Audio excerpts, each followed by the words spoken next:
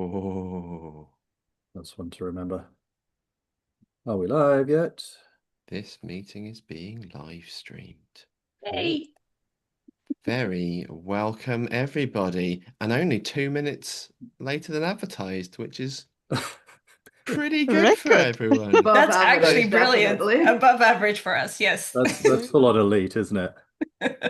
Welcome. It's been a few months, but we've come out of hibernation for some festive rants. Welcome to 9 out of 10 testers. I have been practicing my Dutch. I have to say something like Vrolijk Kerstfeest. We'll Something take like it. that. We'll take Feliz, it. Feliz Yeah, watching the Navidad two and Dutch Merry people's Christmas. faces going, Happy okay. holidays, friends. We have got 6 on our panel today. I will begin by introducing Shay Crumpton. Hey guys. So yeah, I'm Shay. I'm senior QEM in EasyJet, and yeah, I think looking forward to Christmas finally. It's been a long year, so I cannot wait to have some time off. Who'd you nominate, Shay? Oh, I nominate. Let's go for Virla. That's me. Hi, I'm Veerle Verhagen. I'm a tester, or actually a quality engineer, I guess, at Dutch Railways, which is very exciting. I do all the bike-related stuff. That's all you need to know about me for now. I obviously will nominate the duo because everybody is most excited about you two anyway. So you go for it, Hannah. Yeah, my name is Hannah Schlander, and I work as a senior test consultant at Visionite. However, at the moment on maternity leave with this little one who's debuting on YouTube. 4 months old. I thought it was about time. Start that career early. Yeah. I Already mean, an influencer. I bought my that daughter hat. was earlier than that, so I mean, he's That's already true. a bit slow. I nominate Sanne. I'm Sanne Visser. I currently work for Bartels. I'm a test consultant. I'm on assignment as a project support officer, which means mostly I get to yell about risks at boards, which is an interesting change of pace. So, looking forward to the holidays. That's it. And I didn't really introduce myself. I'm Chris Armstrong, and I am a test advocate at SmartBear. So, welcome, Festive Rants. People, it's a fun time of year, but it's also not a fun time of year. So, Is it the whilst we best of times? Is it the worst The worst of of times? times. Oh, we could go very poetic right now. But let's concentrate on what really grinds our gears this time of year. Does Can I anyone want to start? go on? Oh, Go don't you on. start with Christmas parties again? No. I'm going to start with having been absolutely destroyed in Whamageddon this year. Who is aware of and or playing a Whamageddon? Oh yeah, Nah. I'm aware of it, but I can't play it because I lose straight just away. I play it. Just in case anybody in the chat does not know about Whamageddon, it's the game that we all collectively play, whether you know it or not. And it starts on the 1st of December. And if you hear Wham's Last Christmas, the original, then you're out. You lose the game. And if you survive until first day of Christmas without hearing it, then you win. And in the past, I used to be really good at this because I don't enjoy going to shops. And if I do go to a shop, then I'll be wearing my headphones. And I didn't used to have like social media, like Instagram and whatnot. So I used to win every single year. And then I got an Instagram account and I started losing. And then this year I lost because I had to go to the UK and I had to visit a shop there. And I didn't last 2 minutes. So there you wow. go. Wow. Man, Fika lost 8th of December. So I guess Fika, I got 4 days on you. I was out on the 12th. Yeah, I would never have had any chance at that game because my kids have decided this year to discover that song as if it was Oh. new. Oh, Ouch. That's not just That is- Whamageddon. That's like nuclear Whamageddon. That is better than Yeah. six. It's better than 6-7 though. That's Ah, also in oh this my God. household. We have both. So Oh man. Here, the other thing I was thinking about is so I've been noticing in my area where I live, we've actually had a bit of a boom of like Google Nests and like other doorbell cameras or cabinet doorbells, whichever you prefer. I'm not a fan of those. I don't particularly enjoy being filmed every third house when I just go about my daily business. And so I was thinking early December, I was like, what if I go around all of those doorbells and just play Wham at them? Because it'll be like the pettiest revenge. They'll all lose Oh. Wham again. Yeah. Aren't they mostly without sound though, those cameras to save on disk space and I stuff? don't know. I've seen it. I've seen a few. I've seen like footage of ones that have sound as well. But yeah, otherwise it's pretty pointless. Yeah, because I think they get activated with somebody passing by, but then sound only gets activated like if the user Yeah, if clicks you press the on. doorbell, I think. Yeah. Yeah. Oh well, I'd be Maybe. doing that obviously. Oh, you'd be ding dong ditching them as well. Yeah, like- yeah, and asking a coin for the cattle. Do it. Coin for the carol. Yes, here's a coin. What's your carol? Last Christmas. That Oh, is mate. so petty. I love it. It's like That a would human kill. solution to a tech problem. No, actually to a human problem as well. Never mind. Yeah, I think we were actually chatting about this before, and I went off a deep dive for one entire afternoon looking at like camouflage clothing, whether you can Oh, put like yeah. patterns on your body. And as far as I could see, the only thing that really tends to work is to have infrared lights sewn into your hoods and then just turn that on because at least that destroys all night vision that these things Yeah. have. That's So- very Christmassy. Yeah, everything else that sort of pattern destroys these facial recognition things is like dicey at best. But there's some fun ones that kind of be like, oh, you're a zebra. And like I kind of want to Nice. be a zebra. It's like, But, can I mean, sew some this? parts of it are, I mean, they're so stupid. We have cameras in the house, and they kept on notifying me that my husband was home when it was like a toy box that it thought, you know, one of those we put the different shapes in. Yeah. It thought that Yeah. was his face. So he kept on notifying us the whole holiday. That's He's in the living bizarre. room. I'm like, no, he's not. He's sitting right next to me. Yeah, so the simplest subversion is to wear like these longer coats with sort of pixelated faces on them because it starts jumping around on your coat. Ooh. And like the cheaper Ah. models will then not be able to really distinguish your face from the ones on your coat. But even those, like they'll not fool like software on an actual computer. It's like that will sort of do the very cheap. Yeah, like you don't need to be version. trying that at the airport. Yeah, you don't. You don't. You might get some weird looks if you start wearing that Yeah, kind of a that's the coat. thing. None of it was very wearable, but like for a whole afternoon, I was looking into companies that are sort of building these privacy things. And actually, that also immediately brought me onto a really scary part of the internet, which was like it had clothing that hides your heat signature so that you're not detectable for drones that are coming at you to shoot you. So that they hide your heat profile so it doesn't look like a person because like your torso main heat, which they usually target, is completely hidden by the clothing. It's Or like, the predator. I mean, no, just yeah, saying. Oh, that's true. this is Or the actually very president. cool. This is like sort of like what do you call it? Like nature mimicry, where like technology imitates nature.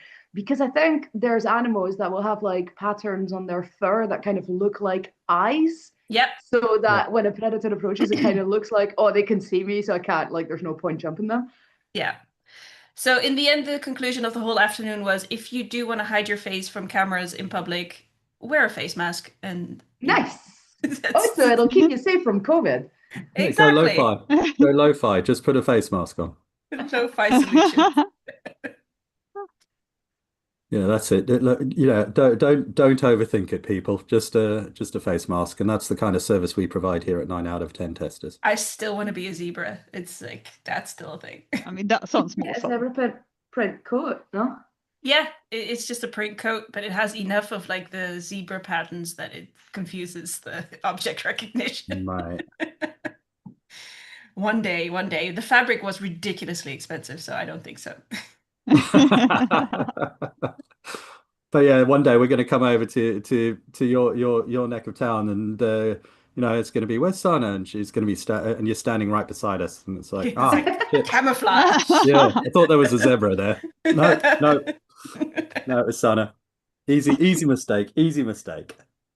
Yeah, but it does become worrying, like, with all the cameras everywhere, and the Mm, Microsoft added a stupid feature as well, which was the like they're gonna track where you are based on your IP address, and then very Mm, helpfully pop in working at home or working at office based on that mm, data, which is not helpful. It's spying.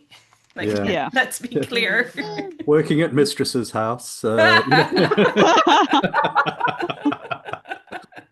peek behind the Yeah. curtain there, Shay. Yeah. Hey. But is that, But it is that kind of thing though. I mean, yeah, like, do you remember so when we were at Eurostar at in Antwerp and Mm. oh gosh, I've forgotten her name. But there was the this talk is about two sex years toys. ago now. Yeah, Yeah, yeah, there we go. Oh yeah. yeah. But it was about like sort of About how dildonics. Yes. yeah, and all of that. But the talk was a lot of like how oppressive regimes are using IP addresses of these open devices to track where people are. So obviously, if it's something that's mostly being used by homosexuals and homosexuals are being uh, repressed or oppressed. Sorry if I got the wrong way around, but they're tracking people down to their house Yeah. and arresting them and things, and that is horrible. And then Microsoft goes, you know what? Here's a really freaking good idea. Let's tell us exactly where you are. You know what? Yeah. Strava had to stop that because people were targeting US Army people because they were jogging around the freaking fort and Remember telling you that? exactly where it is.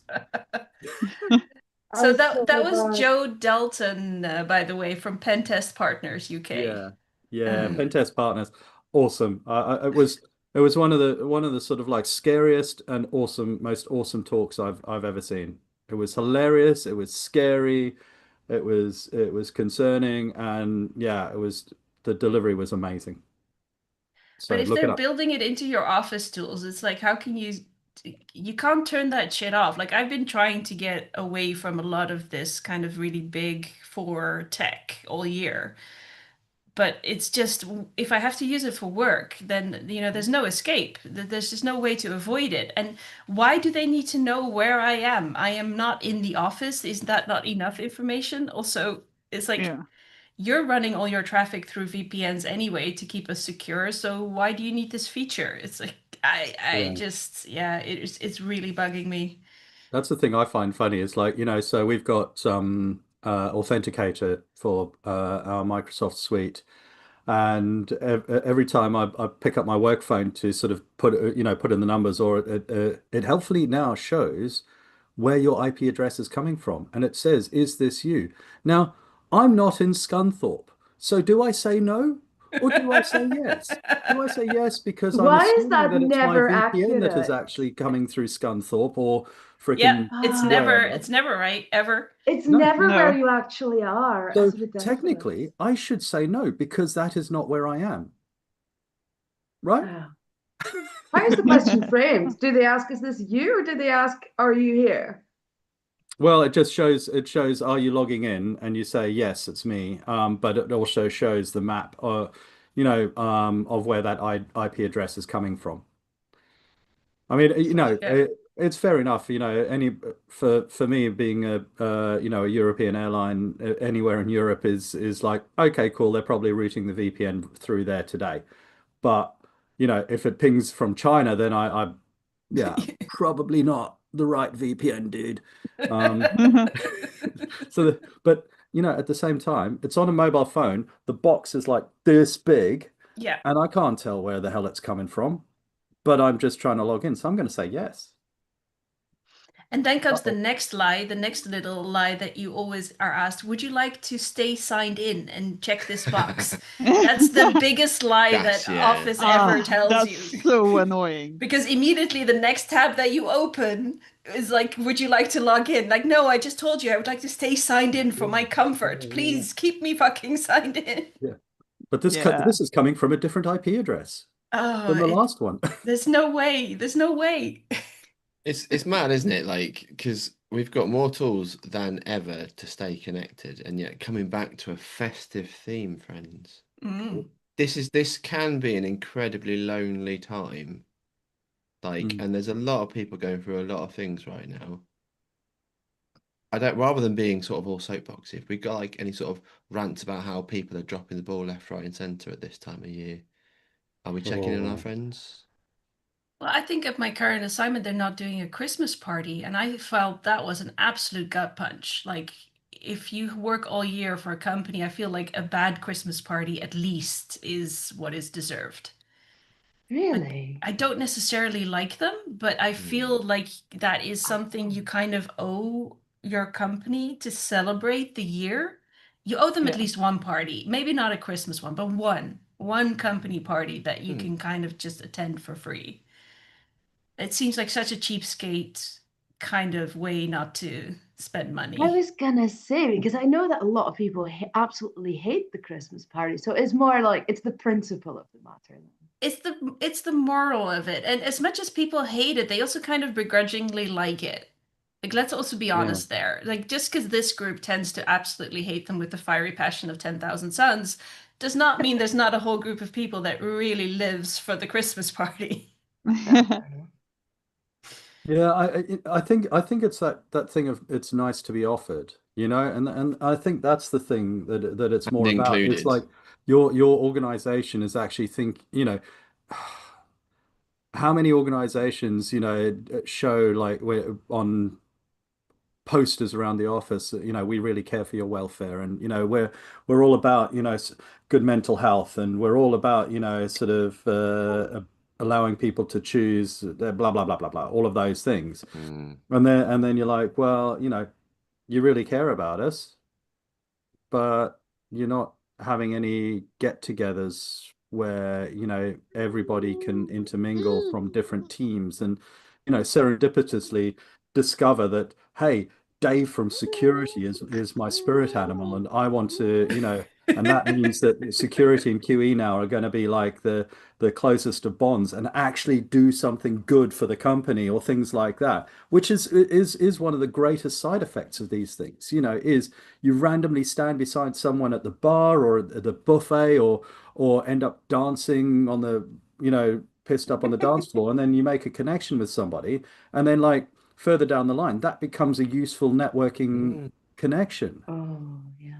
you And it's know? true, and that does happen. Like, we had a kind of bring your own lunch thing and just had a little gathering without any sponsorship. And then we played what is it called? Hitster. I don't know if you have that game as well, where you have to guess the year the I song think was that's a Dutch published. Oh, thing. cool. Yeah, so It's a really fun game, actually. We should Yeah. go yes. international. And you'll find somebody that just has the exact same musical knowledge as you, which is either shite, nothing, or every single song. And people really bonded over that. It was Nice. Yeah. like it's a silly little game, but yeah, you do kind of find your spirit animal, and it yeah. Ah, Yeah. Here, my work did something that I thought was really cool, actually, because I think Dutch Railways sometimes do really cool things.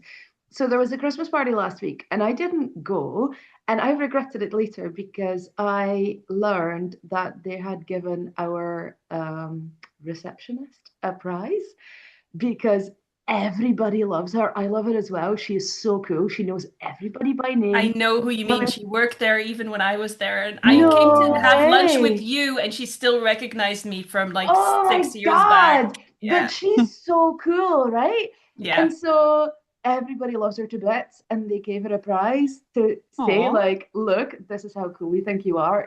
They gave her like the Sunshine Award Oh, because like she's everybody's sunshine in the morning. She's so cool. And I was like, I would have loved to be here to celebrate her because she is so rad. That is And I awesome. think it's cool So that cool. people sort of noticed that and that they gave it a prize. that Because there's all reminds like, me. Sorry, that reminds me of this no, lady. Every sorry. year, she gives herself an award. I thought that was Oh, really cool as oh well. wow. nice. That's a bold move. I The know Yeah. it's same award or different awards no each? different award every year, Oh, and she showed them this was her fifth year running, and she is a consultant, so she works for herself. And she was like, I discovered there's nobody that stops you from ordering these crystal trophies that they give out when they give these awards. So she gives herself awards. So when she got her doctorate, she gave herself an award for achieving doctorate. And then one time it was for persevering with her company. And like every year she picks one out and she has it completely embossed and printed and shipped to her home. And then she Give brings it. yourself an award-winning headline on your LinkedIn profile. Yeah. I Oh, thought it was Multi-award winner. absolutely brilliant. I was like, this is a great idea. I think that's awesome. Fair what? play. Okay. Yeah. Okay. Everybody in the call and everybody in the chat, especially this year, what award are you giving yourself? Ooh. Oh, mate. Phew, I think, Chat, I am expecting great things of you. yeah. Because you're I mean, putting us on the spot. we've got Yeah, I Sebastian you know, here, Dad, really and it's are. really Sebastian's difficult. always good for Yeah. something. He's going to come up with one, I'm sure. All right, all right. So I think it would be an award for channeling main character energy. Oh, Ooh. I nice. I am like it. like this is a part of this whole theme that I've been having going, which is called "Do It for the Plot," which is like, what is the most unhinged, batshit crazy thing you could do to keep things interesting and insane and fun for yourself, and go and do that thing. And my entire year has been in that theme, and it has What, just been all of that. what's Tino's one? I was trying to listen. Yeah. Yeah. Yeah, he was sharing, Hannah. Don't mute him. I mean, I think Hannah gets the best multitasking. Most Yeah, awesome multitasker. I'd say multitasking and just like time management has gotten like my whole Ooh. life is just the planning fiesta at the moment. It's like trying to get one kid out the door and like feeding both kids and the dog, hopefully, if I remember. Like, Hopefully. I mean, it's Yeah. crazy, Checking to be on honest. in on the toy box that is not your husband, getting Ooh. notifications. Yeah. Listen, we're getting some really good awards from the chat because I know like there's a bit of a delay, so like we had to wait for the chat to actually catch up to where we are Yeah. in the video, obviously. But so Stacey saying award for being herself, ADHD diagnosis, and last week a cyberpunk hairstyle. I am Ooh. very curious Cyberpunk about this hairstyle, hairstyle. Stacey. Also in. curious about the hairstyle. Yeah. Yeah, but also really good job on the ADHD diagnosis, Yeah, which yeah. Good on you. I Mm. think is tricky to get, but really good that you got it. Sebastian is saying award for not falling back into an early burnout 6 weeks ill last year. Oh, well Sebastian, done. many, Yeah. many compliments because that is actually an amazing achievement. That's And really hard to do. So and yeah, get yeah, yourself really a hard to do. fucking So, trophy. oh yes, very much worthy of a of an award. Keith Klein, most F bombs dropped in a speaker's dinner. Congratulations to you, sir. We need to get you and Shay in a speakers dinner together because that Oh, might mate. set a new record. That would be the F-bomb equivalent of a dance-off, I reckon. Oh I wow. actually gave a speaker a bit of feedback on fucks recently, and I think Fearla was there, so you'll remember Yeah, I this. remember that. Where I was like, it's absolutely amazing that you're that comfortable using those words, that's fine, but you should use them in the right place for the right emphasis. Like, stop randomly swearing, but swear when it's worth it. Or be Australian. Or be Australian. Here, Sebastian is also saying award for not roasting their boss on for hyping on AI. Oh, yeah. That's like an Oh. anti-award because for me, roasting everybody for hyping on AI is always worth the award. But different perspectives, that's fine. Important. I think I've got an award for myself. Yes. Go on then. What's your Let's award? hear I it. have been a lot better this year at both speaking my mind, but checking myself before I share my thoughts so that I don't get fired, but I still feel I get that closure for actually saying that ain't cool, that ain't right, I don't believe in that. Nice. Nice. I That's got a complimented by a colleague who said, "Wow, that's a skill." And yeah, Yeah. that's a speak up to power version that is subtle and diplomatic and cathartic.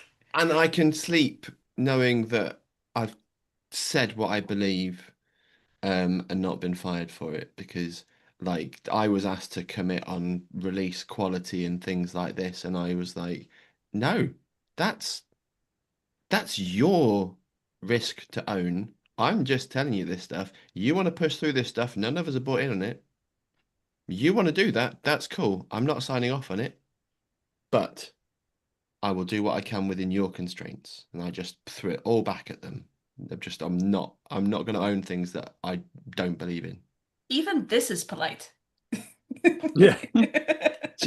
Friends, Well done. Santa's always telling me to be less polite, but hey, me being direct, even if it's a nice, quaint little British boy, it's still very much a big step forward from the Chris you met in Prague all those years ago. It's a huge step. Ah, we did Brilliant. meet in Prague. That was ages ago. Yeah. Yeah, that was the Now inception. you're feeling the keynote and everything. It's Oh, holy shit, I am. That is so cool. Thanks for saying that, Chris, because that is rad. Can I talk about my award? Yes. Go on Yes. then. Because it's actually, you know what? Like, I would be tempted to be like, oh, I'll give myself a keynote award because I'm so proud of that. But actually, I'm going to do the anti award.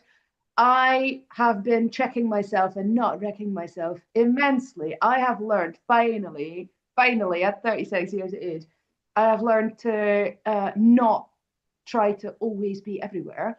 And so, especially when it comes to conferences, I have just not been going to as many events. And I used to think that that was not a good thing. And actually, this year, I'm like, I have not been this relaxed in ages. So instead of like submitting to all the conferences, then realizing halfway through the year, oh shit, I've got 6 conferences coming up and I'm never home. I'm just like, oh, I did like 3 conferences this year. They were all very much worth my time and effort. And then I had all of autumn to myself and I could spend weekends just dossing about the house, just not doing anything in particular. And I absolutely loved it. And I think I want to continue on this track. And Chris, I saw you posting something recently about being more intentional about what events you go to. And I think for me that's the thing. Like stop trying to be everywhere all the time. Just pick a few things that you want to go to and do those pick things. something that's interesting, not because I think I have to, but because I genuinely want to Ah, own that stuff. No, it but I was think that's particularly challenging because I love that you mentioned that because that I think has been one of the things, the breakneck speed as well as the absolute hype that you have for each event. It does also have an expense, right? It's like yeah, but so there's this really interesting thing that I kind of learned this year, and it's that I used to think, oh, this is great. Now that I've got a job in tech, I can finally travel for work, and it's going to be great because it'll allow me to travel more. Which I actually then realized that's not a thing because every time that you travel for work, you usually then don't travel sort of like for yourself. Yep. So I used to go on trips whenever I could and just like sometimes spontaneous, like you just take a train somewhere, you just go away for a wee bit. And I realized I've not really been doing that because actually traveling for work is tiring and it does require energy to plan. And then you don't spend that energy planning trips for yourself. So I actually realized, oh, I'm not actually traveling more, I'm just traveling differently. Mhm. So I was like, I need to take a bit of that travel time and energy back for myself and like not go to conferences and then never see the city, but like actually maybe go and visit friends abroad some more again. Yeah, we're definitely getting you a trophy as well. I think this is huge. But You but definitely but get that crucially, trophy. you will still be in Nottingham for PeersCon 26. Absolutely, yes. That is one of the events that will absolutely fill with my calendar. Yeah, really looking forward to that. That's going to be fun. I'm going to be there as an attendee as well, so I don't actually need to think about anything. Like, I can just show up and learn all the things, which is great. So there's an interesting one, a little bit of a segue, perhaps to lead into a rant. Ooh. So I saw a comment recently about a lot of uh, people getting tired of conferences just rehashing the same talks, conference after conference after conference. Each conference is almost the same program each time. Not necessarily through the same brand of conferences, but one set of conferences chooses almost exactly the same program.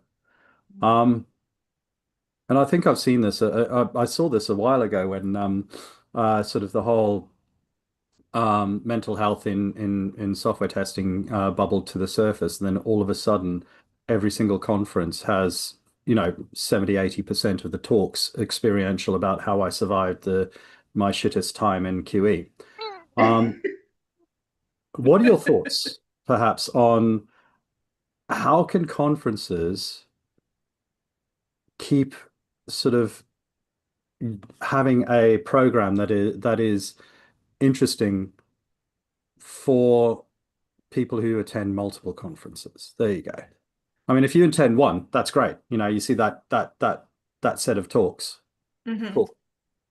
But I think there's a lot out there of like, you know, there's the named people who have a talk, and it's like one after the other. And I know, look, I'm not. This is not to offend anybody, any of you who have, you take a lot of time to create a keynote and or a really, strong talk, and you want it to be seen elsewhere. But it's that kind of like, how do they establish a balance where it's like, you know, not just people A, B, C, D at conference one, two, three, and four. Think if it comes speaking to for myself, it comes down to being more selective, like Fearless said. It's you kind of know which conferences will attract a lot of new people in tech and which ones will attract people that have been around longer.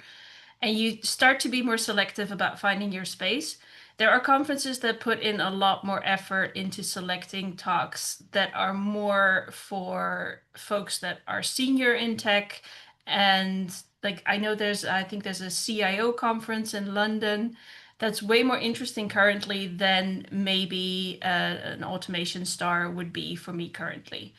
So I think for me personally, it's about becoming more selective, and I love these smaller type case study type events. I'm thinking about like the one that I run, Friends of Good Software, but also Socrates, and where you have more of this bring us a problem and we talk about it as a Mm. group of peers. So I love those, and I would like to see more of those sort of pop up. And I think that's the answer for me. That's how I'm not sure you can solve the problem for everybody at a big event. I think that's too much to ask. The group is too diverse, which is a good thing. Yeah. And I think I really enjoy those smaller conferences. I have fond memories of legging it to Bruges for a weekend at some one stage to hang out with friend of the show Baron, and yeah. Well, the one That- you're talking about, BruteCon, is completely back, right? It's now under Christoph. I forget Yeah. his last name. oh, Yeah. cool. It No, was that I love completely. that. Yeah. It's back this year. It's coming back next year, so keep an eye out on that one. I think Mm. it's brutecon.be or He was something. talking about it at Frogsconf. Exactly. Which Uh, Nice. we love. That's perfectly good. Yeah, we asked him to, just to be clear.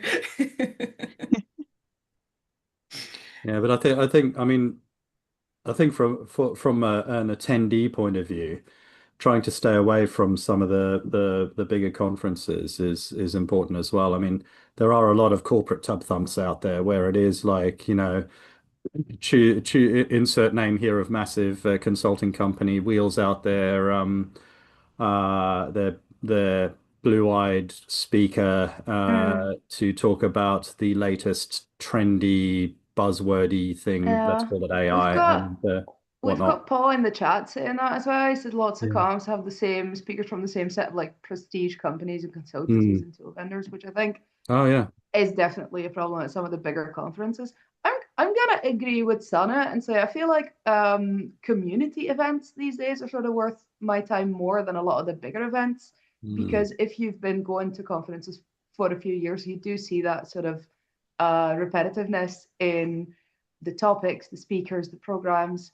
For like, I hate to be that person, but like PeersCon for that reason, I think has been really good because it really is Yeah. a community event, and like you can tell it's a community event, which I thought was really nice.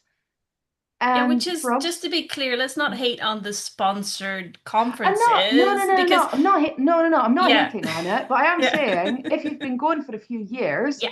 and you do Mhm. want that sort of new impulse, then the community events are definitely a good way to go. And I think in the past, I used to think because I wasn't really in the scene that much. So I was like, oh, the big conference, that's where it all happens. Yeah. Thinking that like smaller events, because they're smaller or maybe because they're local, like, oh, they're never going to be as good as like the big events. And now that I've been going to both for a while, I'm like, actually, there's massive value to be found at the smaller or at the community events or at the local events. Yeah. And don't count out like the sort of subject matter adjacent conferences. There's a whole Mm. developer conference sphere that absolutely love to host testing speakers, but has a whole bunch of other content. There's Agile conferences, like Mm. maybe Agile on the beach. Somebody's keynoting there. Hey! Hey. It's It's just it's very diverse. There's much more out there. Like I still attend Stoicon every year, Stoicism conference. Ah, And yeah. it's an odd one. It's an odd duck, but I still love going. It's like it's fun. it's interesting, isn't it, as well, because sometimes you go to events to listen to counter opinions and things that are going on in the other sphere. Like our community can be very echo chamber. It can be lots of people that you vibe with, my people, that Mm. sort of thing. And do you know, like there are a lot of different counter mindsets, and it's great to hear those ideas, even if I don't agree with them, even if I don't like them. Knowing what's going on in the wider industry and what the sort of the broad commentary is might give me the opportunity to think, well, what can we do differently? What And can we also talk about? remember, the big corporate tub thumping ones do Yeah, tend to be free. So like that is a yeah. big factor for a lot of Mm. people. We've If you're got not a comment pay from Keith in the chat here. It says, "I've seen yeah. some of the worst content presented this year at testing conferences in a long time. He wants to see less tracks, more panels, more impactful talks. Testing conferences are boring." Well, I hope you come to PeersCon and it isn't boring, Keith. That's all I can say.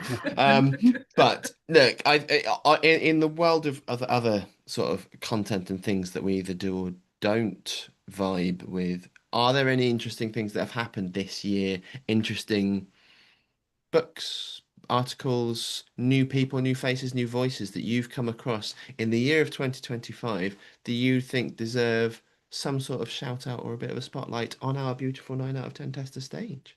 Oh, Ooh. absolutely. There's one I have to mention.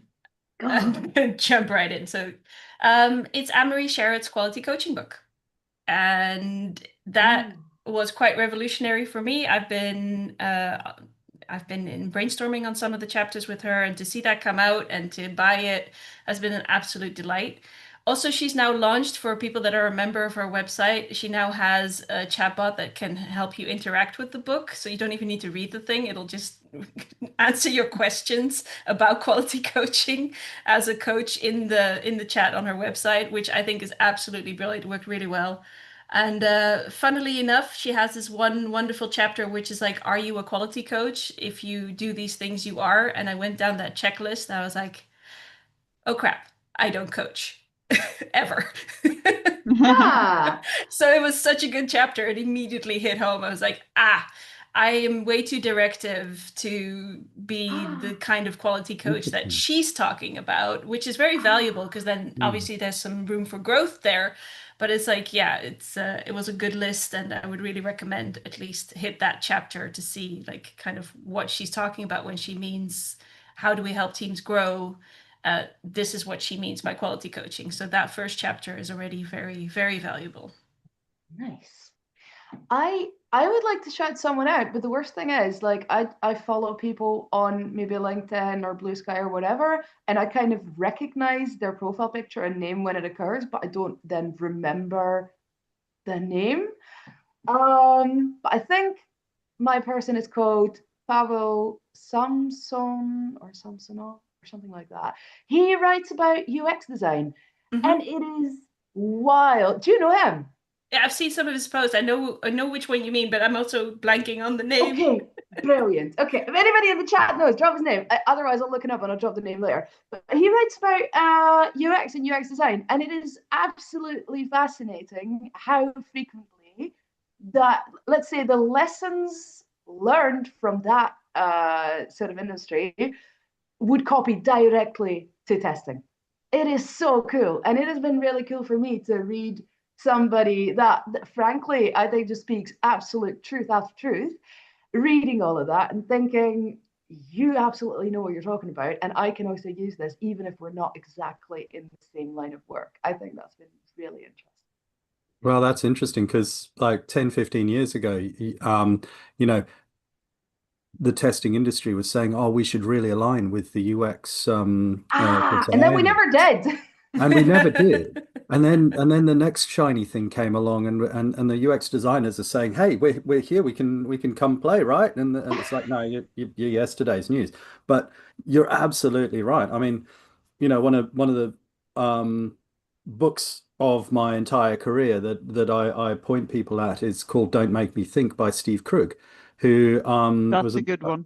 in marketing from years and years and years ago about website design and essentially sort of what does good UX look like on a website. Now, it touches on apps and things like that, particularly the version 2. But yeah, you're absolutely right, Vila. Like UX, the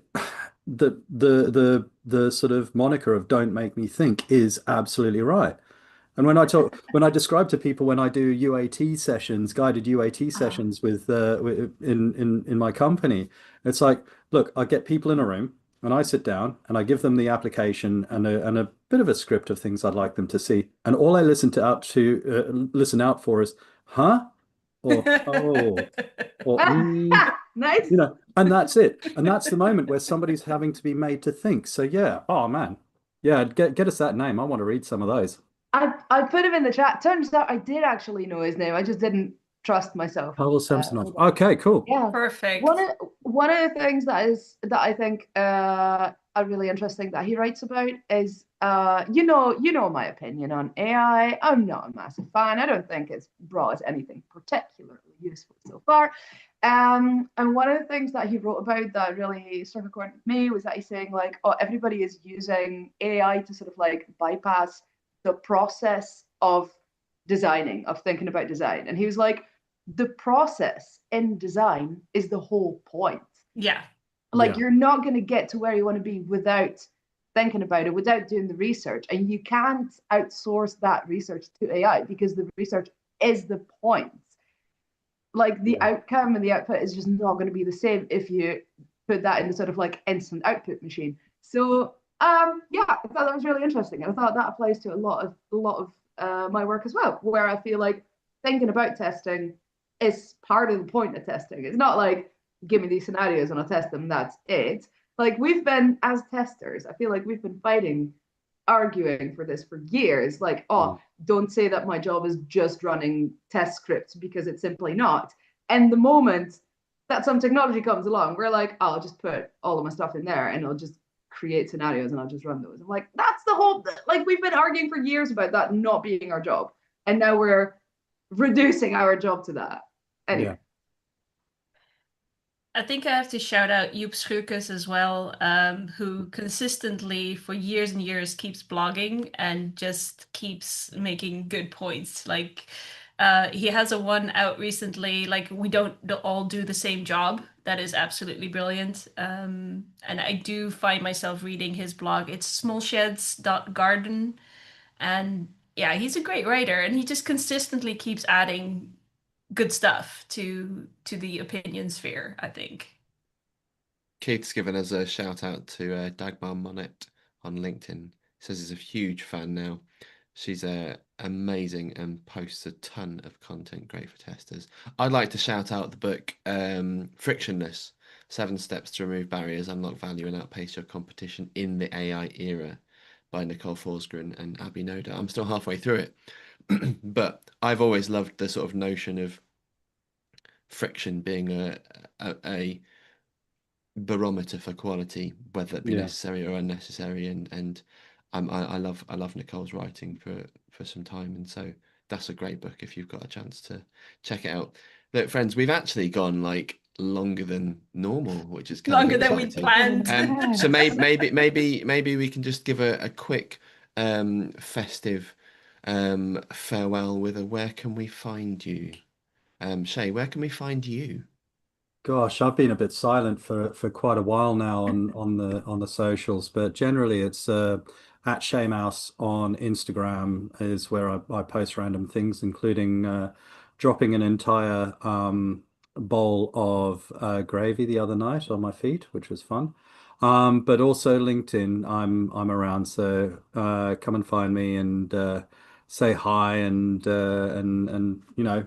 I love engaging in conversations with as many people as possible, um, particularly around this. I need to get my mojo back with testing a little bit because I've been so silent. So the 2026 is the year of me sort of kind of, you know, to use an airline analogy, taking off from again. So yeah, let's see where we get to.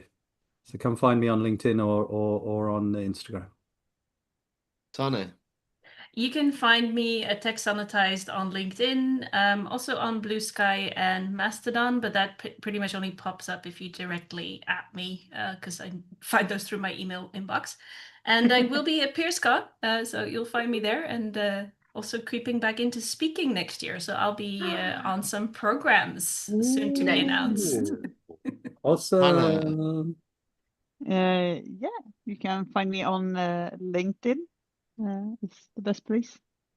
Yep, Beautiful. And that's about it. Phil, You can find me in the forest gathering supplies for my potions. Kidding. You can Avoiding also cameras, playing Wicked, WAM. wicked the yes, test. avoiding the surveillance state. You can find me on LinkedIn, the surveillance state, and also on Blue Sky a bit less regular, but occasionally. Anyway, I am the witch of the test on Blue Sky, and I am just Vera Verhagen on LinkedIn. and I'm Chris, where can we find you? Christovskia. I'm Kristofskia. Hooray. I'm on LinkedIn. You can find me via the hashtag Advent Testers throughout the month of Oh yeah, December, that's where we been have been delightful. Love you for calling doing out Has that. some been beautiful delightful. testers Full on. this month. Thank you for all the nominations for those things. I've loved it all. Oh, So all we can say now, Keith if Klein you says he loves it. and Oh my we love you, God. Keith. Yes. And we love all of you in the chat. All it is to Yeah. say is for those of you who celebrate it, Merry Christmas. For those who don't, Happy Holidays. Have a great end of year. We love you, and we will see you at some point At in the some future. point. Yes. And I Jay, need to take us get, offline quickly before it gets awkward. yeah, I It's already gotta. awkward. We put the baby to sleep. Like we haven't done at Oh, all. That's how good we've been No, we today. are We put just the so baby to relaxing sleep. and soothing. We're Right. relaxing dulcet and soothing. tones. Yeah. Yeah, Oh, you can sleep through anything. Don't say that. yeah. Now that's it. You're gonna mix it up. Right. I am gonna hit the stop button. So, go well, everyone, and see you all in the new year. Yeah, Bye. bye. Oh, hang on. Got to do more buttons now. Are we off yet? Are we off yet? No, no, no.